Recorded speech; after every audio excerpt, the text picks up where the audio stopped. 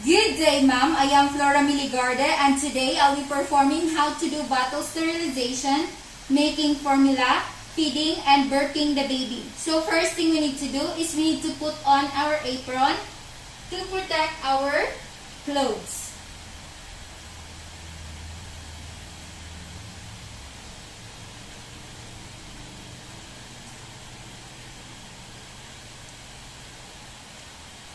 Okay. Next is we need to wash our hands.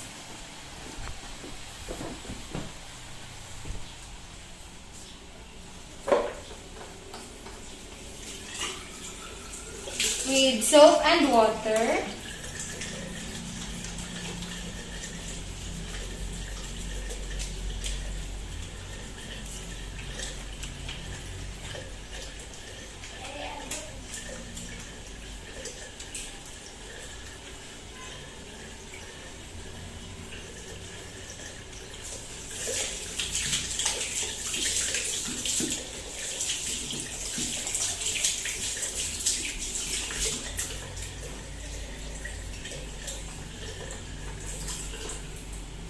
Then, dry it with a towel.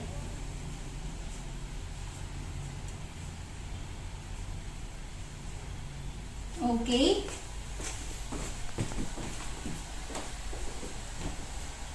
Next is dismantle the feeding bottle in the basin with a warm water.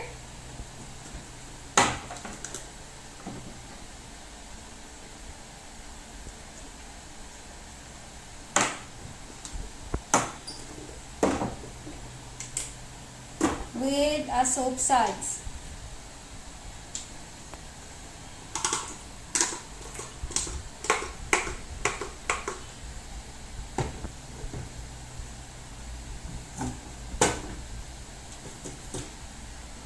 Using a bottle brush, clean the inside of the feeding bottle from the inside to the outside.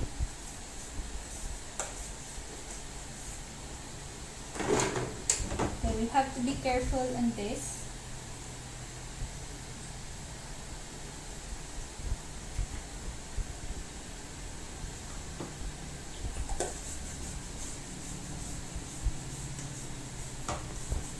Then the neck.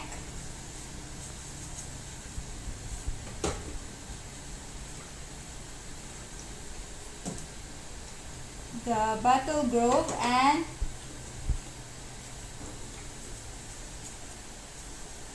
the nipple ring.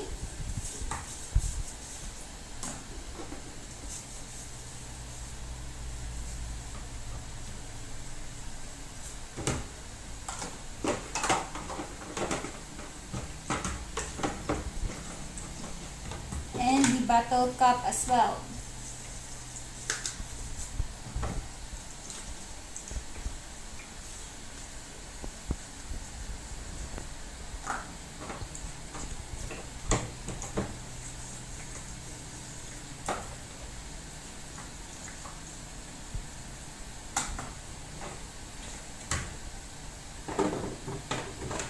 Using a nipple brush, brush the nipple from the inside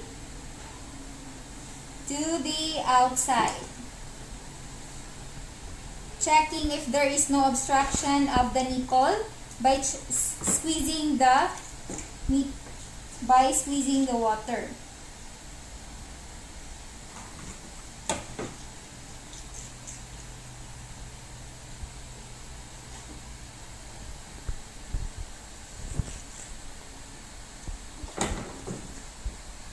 Okay.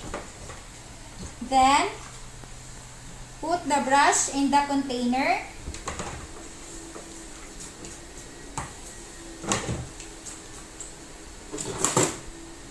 Then, we will rinse the parts of the feeding bottle.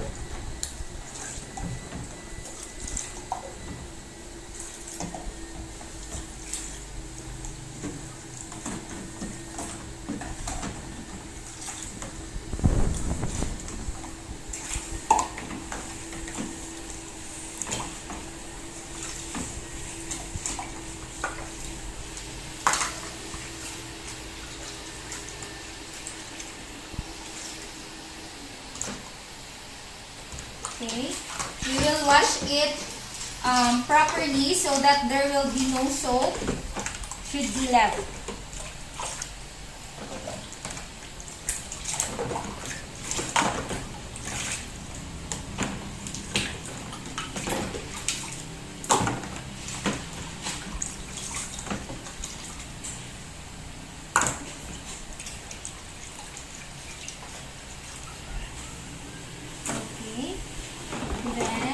Wash it again.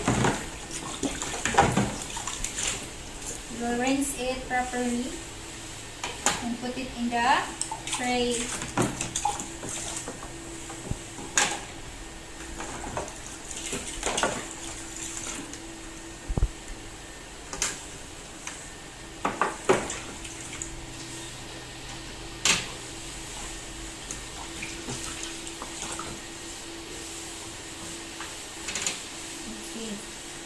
Then you will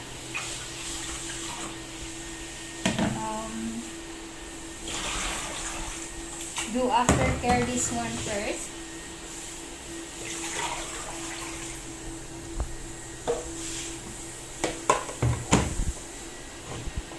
Okay. Then you will do the bottle sterilization. So we will put all the parts of the feeding bottle in the sterilizer. So this is my sterilizer. So we will turn it on. Okay.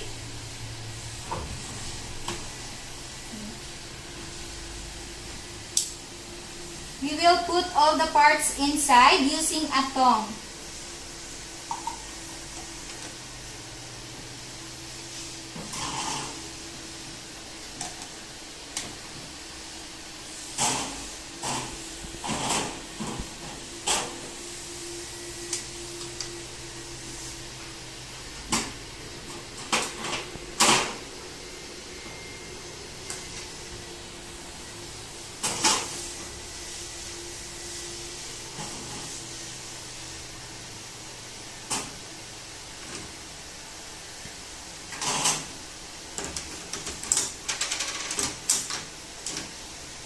Okay, we will include also the tongue and the spatula.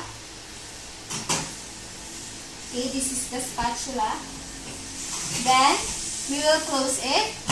Then put the sterilizer into 15 to 30 minutes. Okay.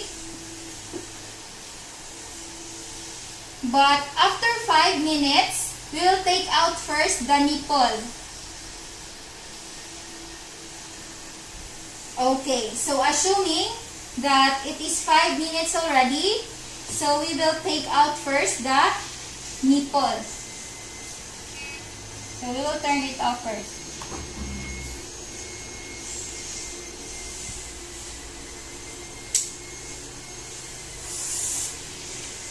Okay.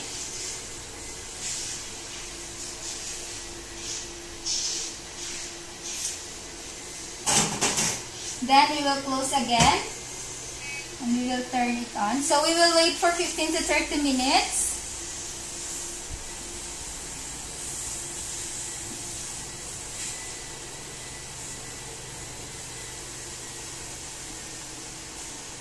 Okay, so assuming that it is 30 minutes already, so it is the time to take out all the parts of the feeding bottle. So we will turn it off. Then take out all the parts.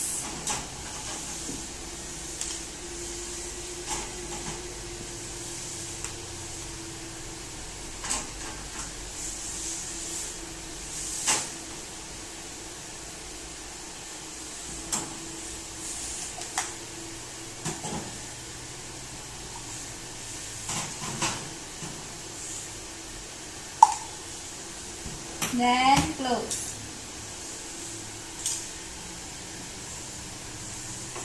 Okay, then we will assemble the feeding bottle.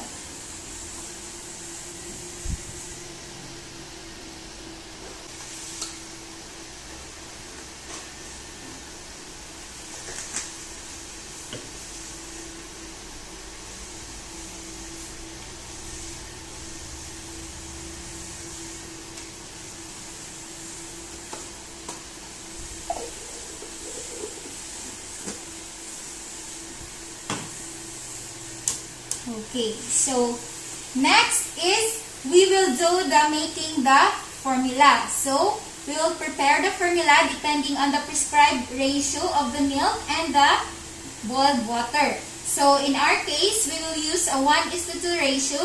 So 1 scoop of milk and 2 ounces of boiled water. So first, we will put water in the feeding bottle.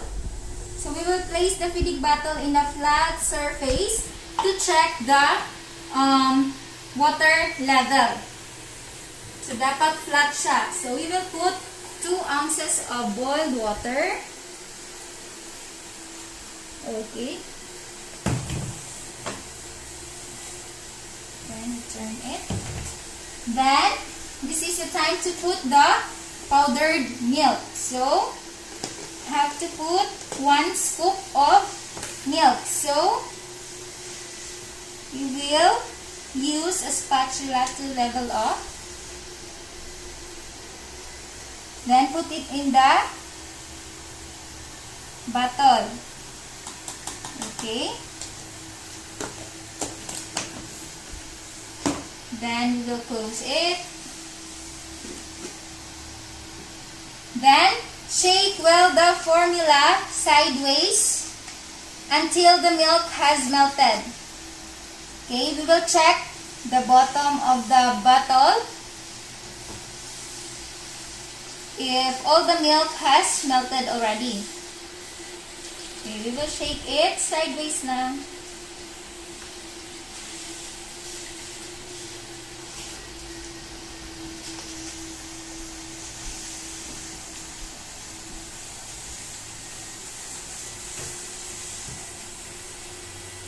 Okay, then we will check the nipple if there is any obstruction. Okay, then we will test the temperature in the inner wrist. Okay, then this is the time to remove our apron.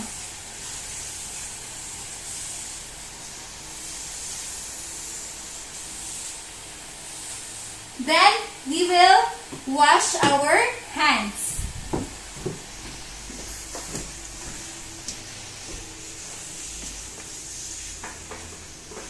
So we wash again with soap and water.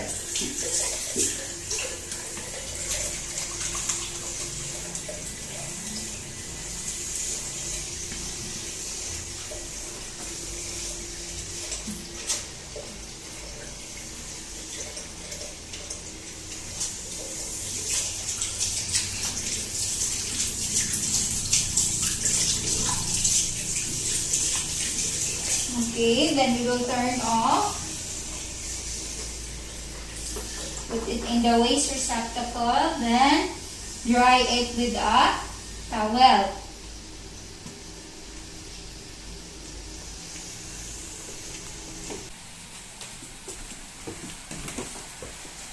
Okay, so we will proceed to feeding the baby and burping the baby. But first, we have to prepare the feeding the baby. So, we will put on a burping cloth in our shoulder. Then, pick up the baby. So, be careful to support the head and the chest of the baby. So, dapat careful ka. Then, we will put on a bib.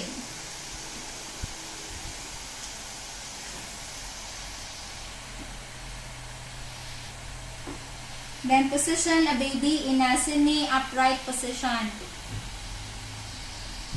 Then start to feed the baby by allowing the nipple to touch the cheek. Okay, sa cheek, to stimulate the rooting reflex. Okay. Then position the bottle in a semi-tilted position.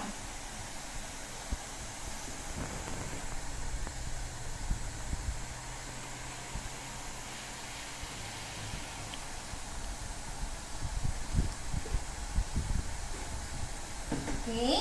Then, halfway of the feeding, let the baby burp. So, ipa-burp na to siya on the shoulder with the burping cloth. So, tilt the head of the baby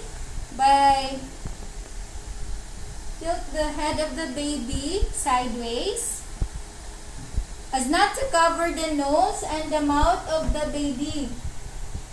So, we pat gently the back of the baby.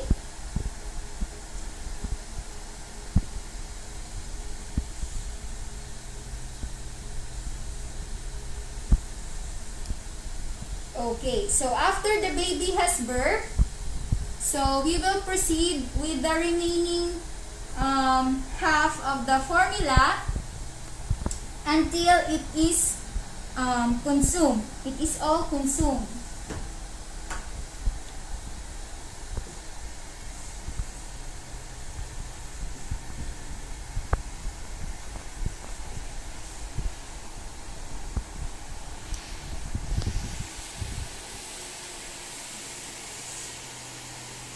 Okay, assuming that it is consumed already. So, we will let the baby burp again. So, ipa-burp na po nato siya.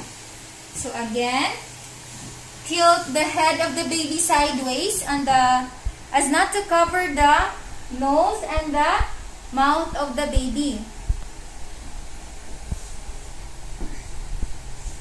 Okay. The baby has burped already.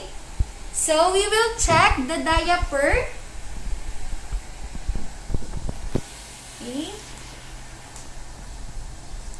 Okay, if it is dirty na, we have to change it. But our baby here is not, the diaper is not dirty, so dili ra siya. Okay, so then we will put the baby back to the high chair or the crib.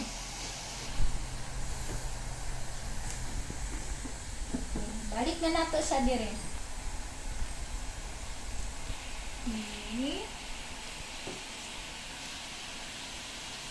Okay. Then, we will take off the burping cloth.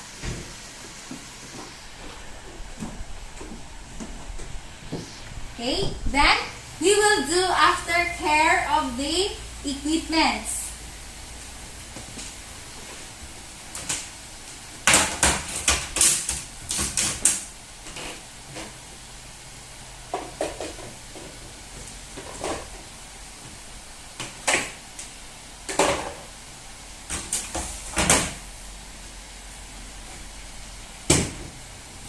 Okay, and that would be all. Thank you.